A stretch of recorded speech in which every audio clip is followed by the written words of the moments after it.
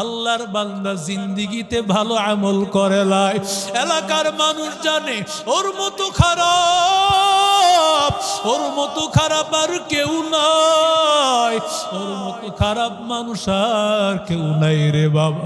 আল্লাহর বান্দা যখন এই গভীর রাতে কান্নার আওয়াজ শুনতে পায়, আল্লাহর বান্দা বলে এত রাতে কোথা থেকে কান্নার আওয়াজ? ডানে বামে আল্লাহর বান্দা তাকাইয়া দেখতে পায়, আল্লাহর বান্দা দেখতে পায় কবর থেকে কান্নার আওয়াজ। কে কান্না করতেছো?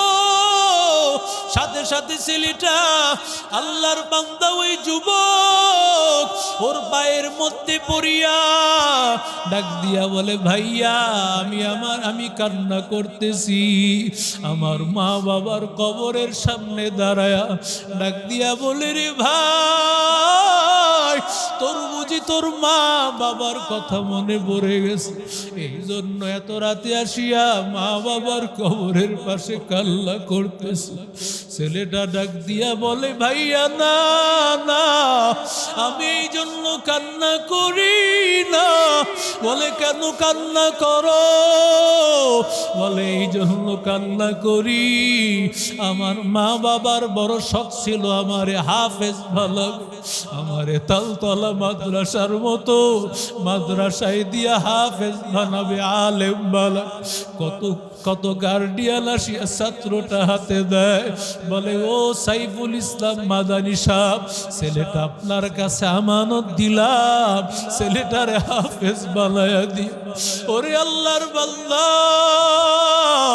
ডাক দিয়া বলে, হুজুর আমার বাবার কলিজার স্বপ্ন ছিল আমারে হাফেজ বানাবে, আলেম বানাবে, কিন্তু আল্লাহর কুদরত আমার মা বাবা আমারে মাদ্রাসায় ভর্তি করানোর আগে বিদায় হয়ে চলে গেছে। মাদ্রাসায় ভর্তি হতে গেলাম, মাদ্রাসায় এককালীন তেলের টাকা জমা দিতে না পারলে ভর্তি করবে না। আল্লাহর বান্দা আজকে আমি বুঝি টাকার অভাবে পড়তে পারবো না, আমি বুঝি হাফেজ হতে পারবো না, আমি বুঝি আলেম হতে পারবো না, আমি বুঝি আমার মা বাবার স্বপ্ন পূরণ করতে পারবো না। এমন সময় আল্লাহর বান্দা সাথে সাথে তার মাথা ঘুরে গেছে। ও আল্লাহর বান্দা, হেদায়েতের মালিক কে? হেদায়েতের মালিক আমার আল্লাহ। যেই বান্দা সারা জীবন গুনার আড্ডায় কাটাইছে, নেশার আড্ডায় কাটাইছে, নামাজ ছাড়া সময়টা কাটাইছে, ওই আল্লাহর বান্দা যখন এই কথা শুনছে তার চিন্তা হলো, আহারে আমার মতো নাফরমান কত হাজার হাজার লক্ষ লক্ষ টাকা আমি ব্যয় করেছি, আমি অন্যায় কাজে ব্যয় করেছি, অথচ আমার ভাই আজকে টাকার অভাবে মাদ্রাসায় পড়তে পারে না। ডাক দিয়া বলে, ভাইয়া আজকে থেকে আমি ওয়াদা করলাম আমি তোমার বড় ভাই, আর আমি অন্যায়ের কাজে এই টাকাটুকু যা ব্যয় করতাম সব তোমার পড়ালেখায় দিয়া দিব। এরে নবীর আশিক উম্মতের দল, আল্লাহর বান্দা এবার এককালীন তেলের টাকা নিয়া আল্লাহর বান্দা মাদ্রাসার গেটের সামনে টাকা জমা দিয়ে আল্লাহর বান্দা চলে গেছে, ভেতরেও যায় নাই। হঠাৎ করে রাতের বেলায় খবর আসলো, এলাকার সবচাইতে খারাপ, এলাকার সবচাইতে মদুদি, এলাকার সবচাইতে নেশাগ্রস্ত বান্দাটা মারা গেছে। সবাই সিদ্ধান্ত করেছে, এলাকার ইমাম সাহেব, মুহতামিম সাহেব, বড় বড় আলেমেরা সিদ্ধান্ত নিয়েছে, না না, ওর জানাজা আমরা পড়াবো না, খারাপ মানুষের জানাজা আমরা পড়াবো না।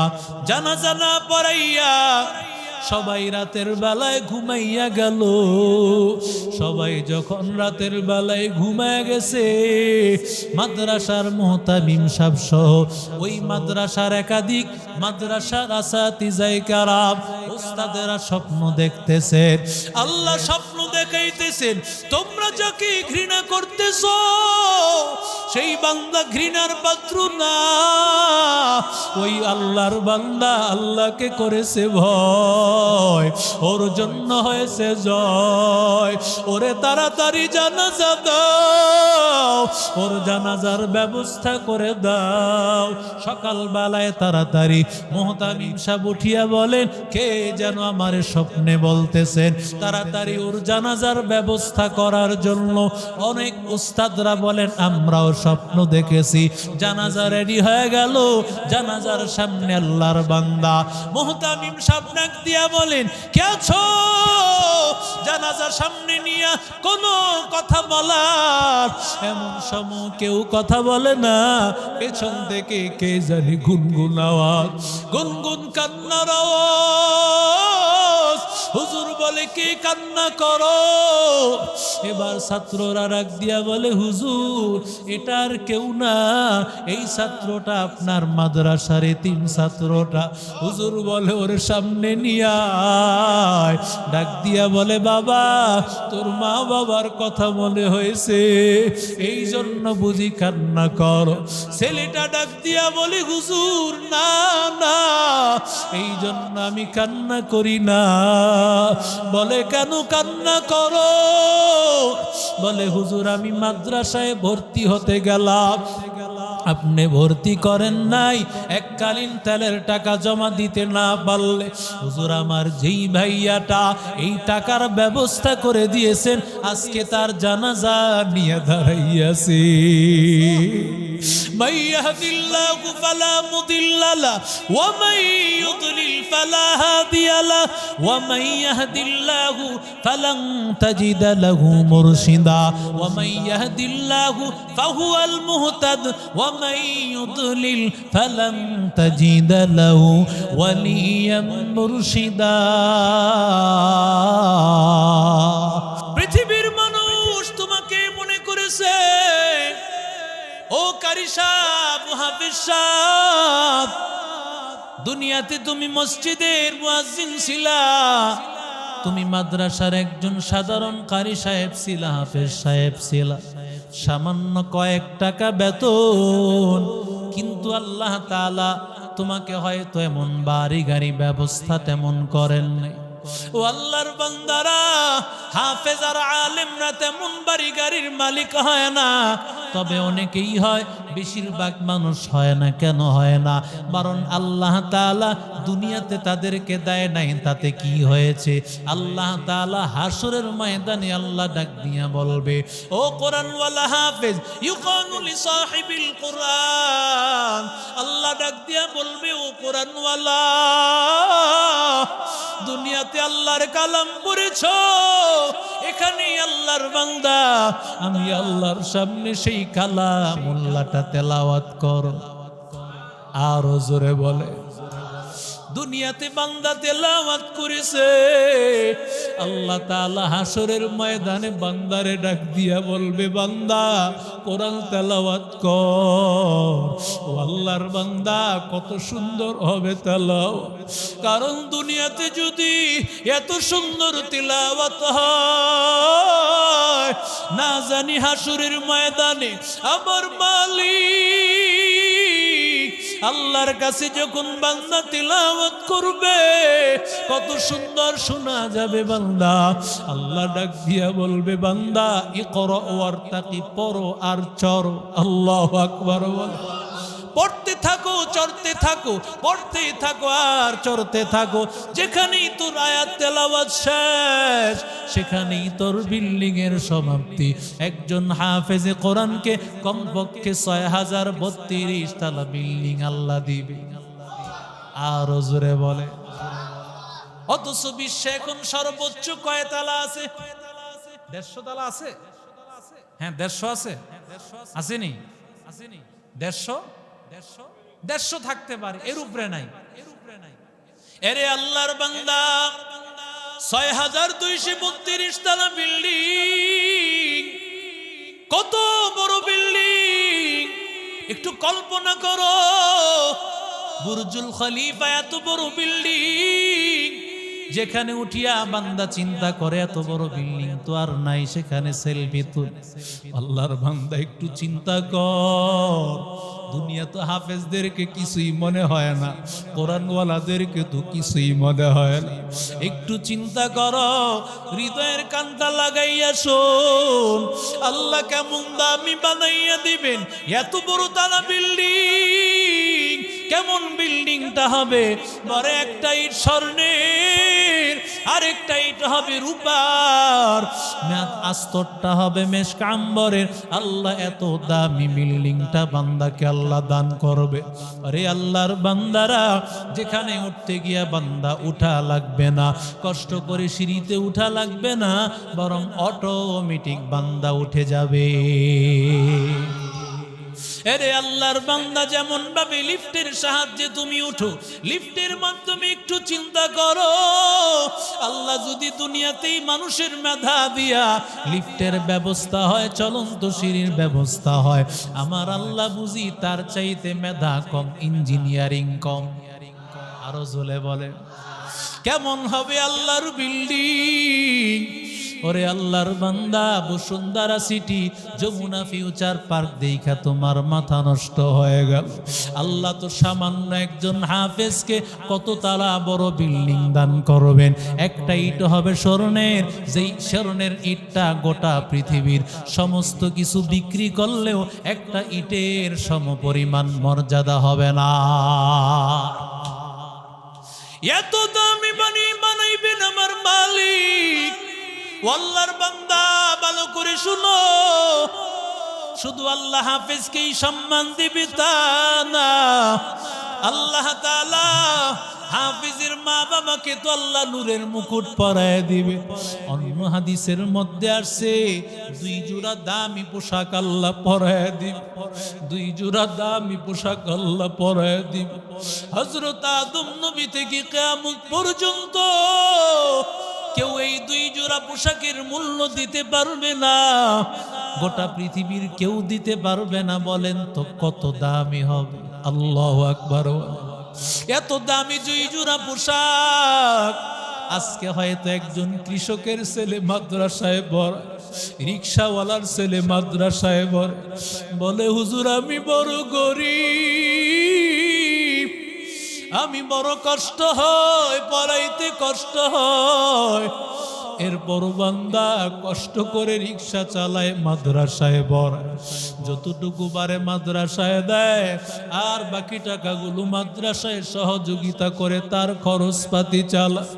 ও আল্লাহর বান্দা, ওই আল্লাহর বান্দা যখন সন্তানটারে কষ্ট করাইয়া হাফেজ বানাইলো, আল্লাহ এবার ডাক দিয়া বলবেন, বান্দা তো সাধারণ দুনিয়ার কৃষক ছিল, মুচি ছিল, সাধারণ রিক্সাওয়ালা ছিল, ভ্যানওয়ালা ছিল। আল্লাহর বান্দা ডাক দিয়া বলবে, রে আল্লাহ বিমা কুসিনা হাজা, কেন আল্লাহ এত দামি পোশাক পরাইলা?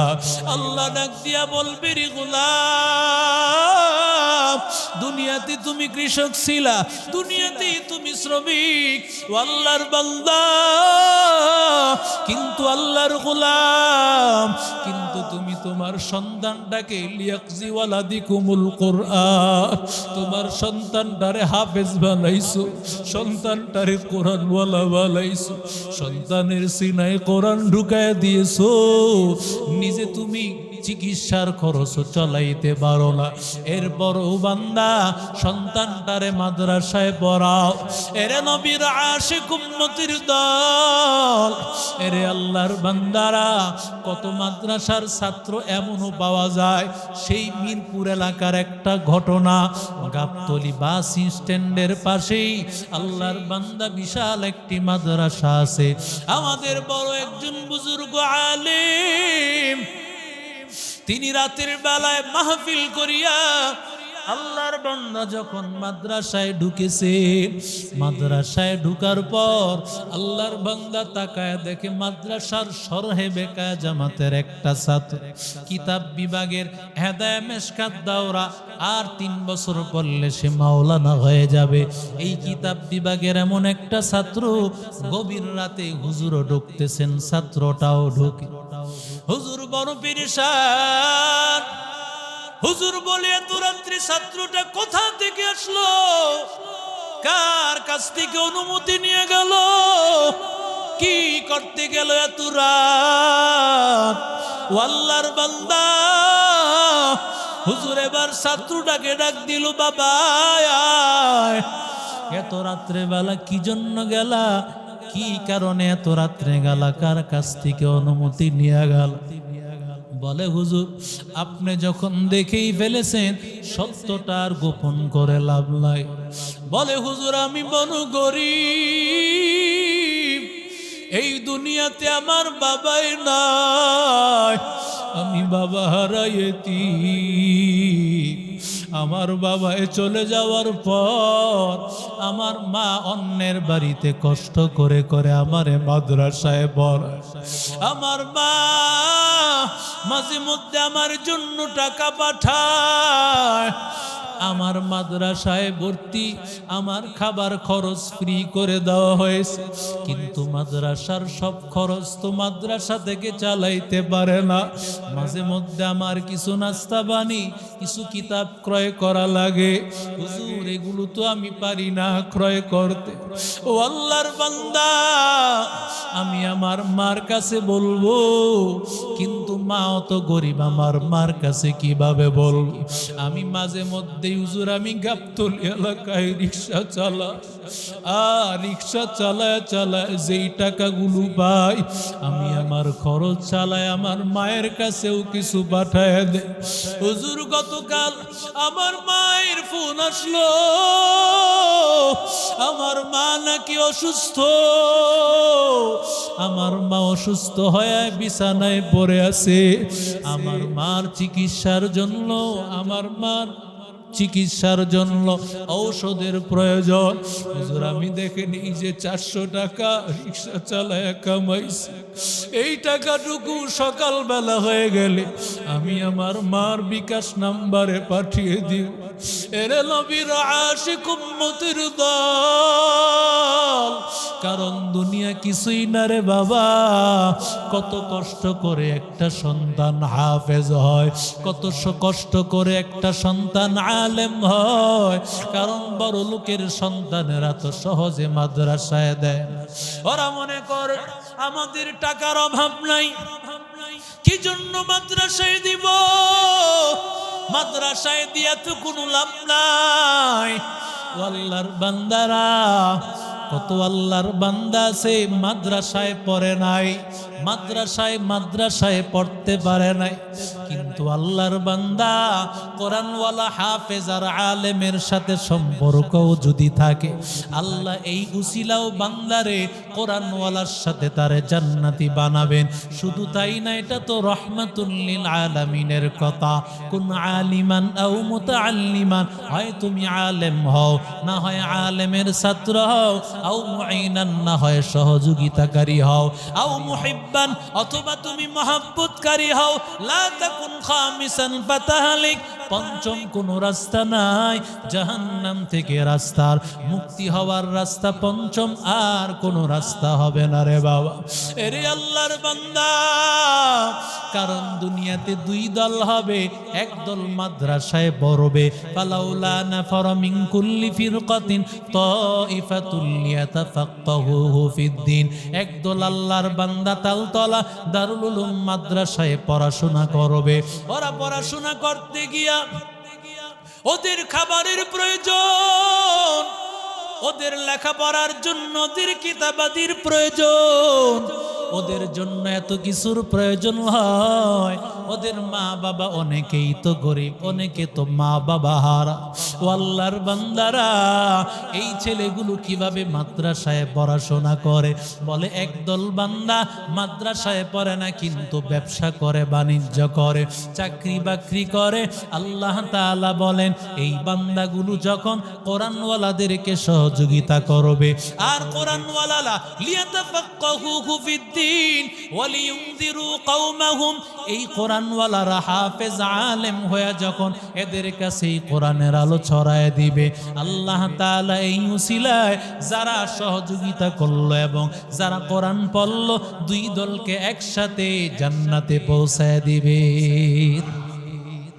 এরে নবীর আশিক উম্মতের দল, ও আল্লাহর বান্দারা, কারি তৈয়ব সাহেব রহমতুল্লাহি আলাইহি ভারতের দারুল উলুম দেওবন্দের মুহতামিম, এত বড় মাদ্রাসার মুহতামিম, ও নবীর আশিক উম্মতের দল, 52 বছরের মুহতামিম।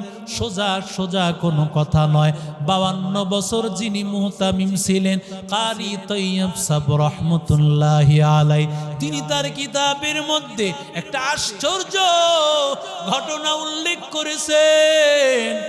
আল্লাহর দুই বান্দা দম্পতি, দুইজন স্বামী এবং স্ত্রী, দুইজনে তাদের স্বামী স্ত্রীর গর্ভে বাচ্চা আসার পর স্বামী বেচারা ডাক দিয়া বলে, বিবি তোমার গর্ভে যেই বাচ্চাটা চলে আসছে, আমি নিয়ত করলাম তুমি নিয়ত করে নাও, এই সন্তানটাকে যদি আল্লাহ কবুল করে মাদ্রাসায় আমরা তাকে দিয়ে দিব।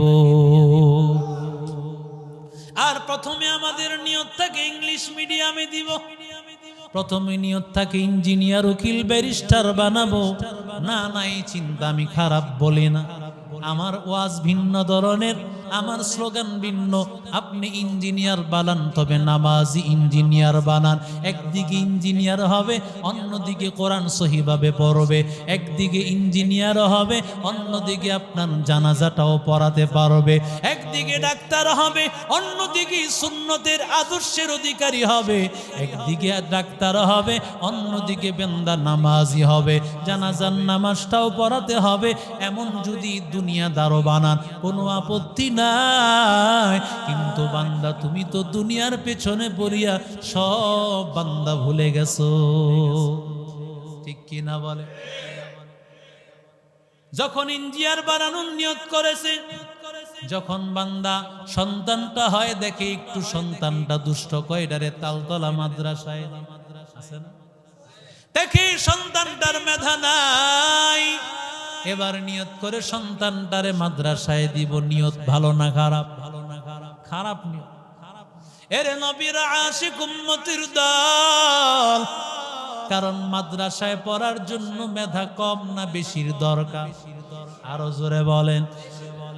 ভালো একজন আলেম হওয়ার জন্য সাধারণ কোনো জ্ঞান হয় না, বরং ভালো মেধার প্রয়োজন। যেই বান্দা কোরআনের হাফেজ হবে, কোরআনের তাফসীর গুলো শিখবে, হাদিস শিখবে এবং হাদিসের ব্যাখ্যাও শিখবে। ওরে আল্লাহর বান্দা ফিকহ শিখবে। সাধারণ কোনো মানুষ হলে হবে না, বরং তার মেধা লাগবে। মেধা ছাড়া ভালো আলেম হবে না। আল্লাহর বান্দার সন্তান গর্ভে আসার পর নিয়ত করে ফেলেছেন, আল্লাহ যদি কবুল করে নেয়, সন্তানটাকে আমরা মাদ্রাসায় পড়াবো। আল্লাহর কুদরত, সন্তানটা যখন দুনিয়াতে চলে আসে, ওদিক দিয়ে আল্লাহর কুদরত, স্বামী বেচারা মারা গেলেন, সন্তানটা আস্তে আস্তে বড় হইতেছে। কিছুদিনের মাথায় মাও দুনিয়া থেকে বিদায় হয়ে গেছে। আল্লাহু আকবার। এরে নবীর আশিক উম্মতের দল, এই আল্লাহর বান্দার এবার দুনিয়াতে মা এবং বাবা দুনিয়া থেকে বিদায় হয়ে চলে গেছে। মা বাবার ইন্তেকালের পর, মা বাবা যখন দুনিয়া থেকে বিদায় হয়ে চলে গেছে, এবার ছেলেটা যখন মাদ্রাসায় পড়ার উপযুক্ত হয়েছে, মাদ্রাসায় আসিয়া উস্তাদকে বলে, হযরত আমারে মাদ্রাসায় ভর্তি করে নেন, আমি আপনার মাদ্রাসায় ভর্তি হতে চাই। বলে, বাবা যদি মাদ্রাসায় ভর্তি হতে চাও, এককালীন টাকা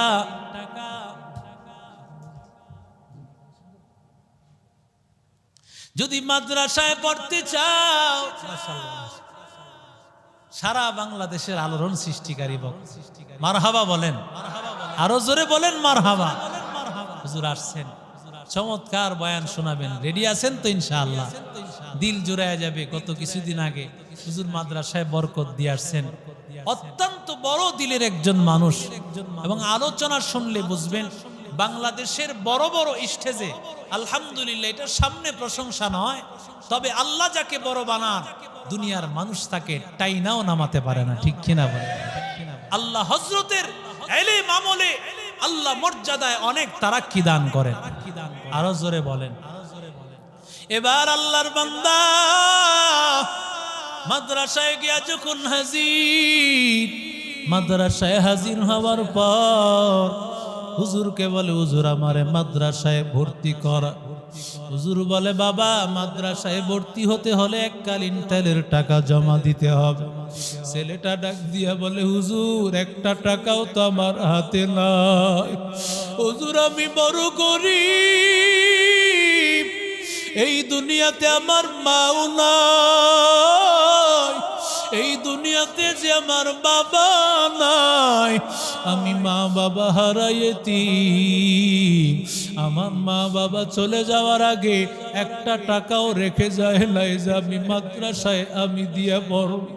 বলে, বাবা তাহলে আমি ভর্তি করাতে পারবো না, কারণ এমনিতে ইংরেজদের নজরদারিতে আছি, আমরা তোমারে ভর্তি করাইতে পারলাম না। ও আল্লাহর বান্দা একটু গভীর মনোযোগ। আল্লাহর বান্দা নিরুপায় হইয়া আল্লাহর বান্দা এবার মা বাবার গোরস্থানে কবরের সামনে গভীর রাতে গিয়ে আল্লাহর বান্দা হাজির। আল্লাহর বান্দা গিয়া চোখের পানি ফালায়, ডাক দিয়া বলে, মা ও বাবা আমারে রাখিয়া কবরে চলিয়া গেল, এমন ভাবে রাখিয়া গেলাম মা, ও মা একটা টাকাও রেখে গেল না তোমার সন্তানের জন্য। আজকে তোমার সন্তান আজকে মাদ্রাসায় পড়বে, টাকার অভাবে পড়তে পারতেছে না। এইভাবে গভীর রাতে গুনগুন গুনগুন কান্নার আওয়াজ, এই কান্নার আওয়াজ দিয়া যখন গভীর রাতে আল্লাহর বান্দা এমন ভাবে গভীর রাতে কান্না করতেছে, আল্লাহর এক বান্দা মদুদি বান্দা নেশাগ্রস্ত হইয়া সারা রাত মদ পান করিয়া মাতাল হইয়া, ও যুবকেরা জীবনটা তো যৌবনটা তো নেশার পেছনে ঘুরাইছো, নারীর পেছনে ঘুরছো, দুনিয়া নামাজ ছাড়িয়া নেশার পেছনে ঘুরিয়া নারীর পেছনে ঘুরিয়া ও আল্লাহর বান্দা জীবনটার শেষ করছো। একটু ভালো করে নজর করে শোনো, মাদ্রাসার ছাত্রের সাথে মহব্বত রাখলে কি লাভ হবে তোমার? কিভাবে আল্লাহ তোমার জান্নাতে টাইনা নিবে? আল্লাহর বান্দা জিন্দিগিতে ভালো আমল করে লাই, এলাকার মানুষ জানে ওর মতো খারাপ, ওর মতো খারাপ আর কেউ নাই, ওর মতো খারাপ মানুষ আর কেউ নাই রে বাবা। আল্লাহর বান্দা যখন এই গভীর রাতে কান্নার আওয়াজ শুনতে পায়, আল্লাহর বান্দা বলে, এত রাতে কোথা থেকে কান্নার আওয়াজ? ডানে বামে আল্লাহর বান্দা তাকাইয়া দেখতে পায়, আল্লাহর বান্দা দেখতে পায় কবর থেকে কান্নার আওয়াজ। কে কান্না করতেছো? সাথে সাথে ছেলেটা আল্লাহর বান্দা ওই যুবক ওর পায়ের মধ্যে পড়িয়া ডাক দিয়া বলে, ভাইয়া আমি কান্না করতেছি, আমার মা বাবার কবরের সামনে দাঁড়ায়। ডাক দিয়া বলে, রে ভাই তোর বুঝি তোর মা বাবার কথা মনে পড়ে গেছে, এই জন্য এত রাতে আসিয়া মা বাবার কবরের পাশে কান্না করতেছে। ছেলেটা ডাক দিয়া বলে, ভাইয়া না না আমি এই জন্য কান্না করি না। বলে, কেন কান্না করো? বলে, এই জন্য কান্না করি, আমার মা বাবার বড় শখ ছিল আমারে হাফেজ ভালো, আমারে তালতলা মাদ্রাসার মতো মাদ্রাসায় দিয়া হাফেজ বানাবে, আলেম বালা। কত গার্ডিয়ান আসিয়া ছাত্রটা হাতে দেয়, বলে, ও সাইফুল ইসলাম মাদানী সাহেব ছেলেটা আপনার কাছে আমানত আমানত দিলাম, ছেলেটারে হাফেজ বানায়া দিও। ওরে আল্লাহর বান্দা ডাক দিয়া বলে, হুজুর আমার বাবার কলিজার স্বপ্ন ছিল আমারে হাফেজ বানাবে, আলেম বানাবে, কিন্তু আল্লাহর কুদরত আমার মা বাবা আমারে মাদ্রাসায় ভর্তি করানোর আগে বিদায় হয়ে চলে গেছে। মাদ্রাসায় ভর্তি হতে গেলাম, মাদ্রাসায় এককালীন তেলের টাকা জমা দিতে না পারলে ভর্তি করবে না। আল্লাহর বান্দা আজকে আমি বুঝি টাকার অভাবে পড়তে পারবো না, আমি বুঝি হাফেজ হতে পারবো না, আমি বুঝি আলেম হতে পারবো না, আমি বুঝি আমার মা বাবার স্বপ্ন পূরণ করতে পারবো না। এমন সময় আল্লাহর বান্দা সাথে সাথে তার মাথা ঘুরে গেছে। ও আল্লাহর বান্দা, হেদায়েতের মালিক কে? হেদায়েতের মালিক আমার আল্লাহ। যেই বান্দা সারা জীবন গুনার আড্ডায় কাটাইছে, নেশার আড্ডায় কাটাইছে, নামাজ সারা সময়টা কাটাইছে, ওই আল্লাহর বান্দা যখন এই কথা শুনছে তার চিন্তা হলো, আহারে আমার মতো নাফরমান কত হাজার হাজার লক্ষ লক্ষ টাকা আমি ব্যয় করেছি, আমি অন্যায় কাজে ব্যয় করেছি, অথচ আমার ভাই আজকে টাকার অভাবে মাদ্রাসায় পড়তে পারে না। ডাক দিয়া বলে, ভাইয়া আজকে থেকে আমি ওয়াদা করলাম আমি তোমার বড় ভাই, আর আমি অন্যায়ের কাজে এই টাকাটুকু যা ব্যয় করতাম সব তোমার পড়ালেখায় দিয়া দিব। এরে নবীর আশিক উম্মতের দল, আল্লাহর বান্দা এবার এককালীন তেলের টাকা নিয়া আল্লাহর বান্দা মাদ্রাসার গেটের সামনে টাকা জমা দিয়ে আল্লাহর বান্দা চলে গেছে, ভেতরেও যায় নাই। হঠাৎ করে রাতের বেলায় খবর আসলো এলাকার সবচাইতে খারাপ, এলাকার সবচাইতে মদুদি, এলাকার সবচাইতে নেশাগ্রস্ত বান্দাটা মারা গেছে। সবাই সিদ্ধান্ত করেছে, এলাকার ইমাম সাহেব, মুহতামিম সাহেব, বড় বড় আলেমেরা সিদ্ধান্ত নিয়েছে, না না ওর জানাজা আমরা পড়াবো না, খারাপ মানুষের জানাজা আমরা পড়াবো না।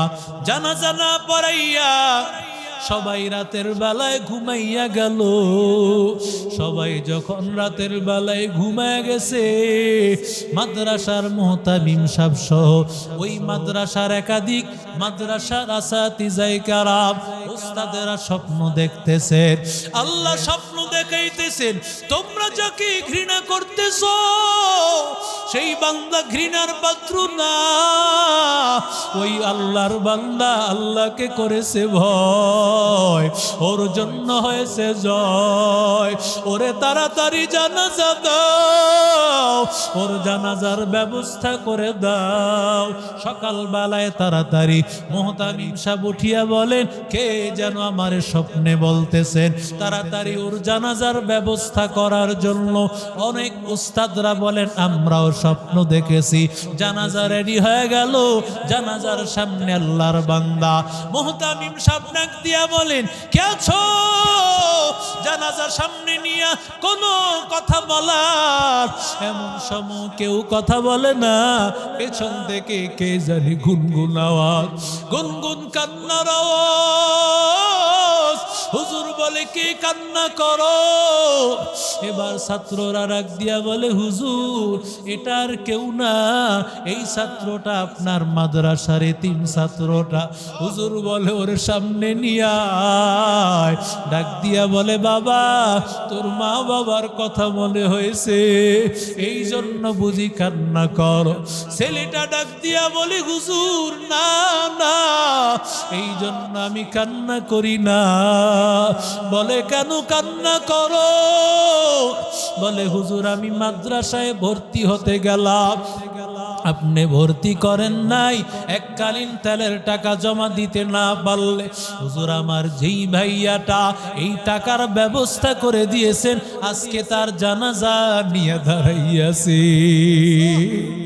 من يهد الله فلا مضل له ومن يضلل فلا هادي له ومن يهد الله فلن تجد له مرشدا ومن يهد الله فهو المهتد ومن يضلل فلن تجد له وليا مرشدا। ওরে আল্লাহর বান্দা একটু তাকাইয়া দেখ, যেই মানুষটা সবচাইতে খারাপ ছিল ওর মতো খারাপ মানুষ আর একটাও নাই। ওই আল্লাহর বান্দাটা সামান্য এককালীন তেলের টাকা আর কয় টাকাই বা হবে। ও আল্লাহর বান্দা, কত মানুষ তো বলে হুজুর আমি 50,000 টাকা দিয়া দিলাম, হুজুর আমি মাদ্রাসার 1 টন রড দিয়া দিলাম।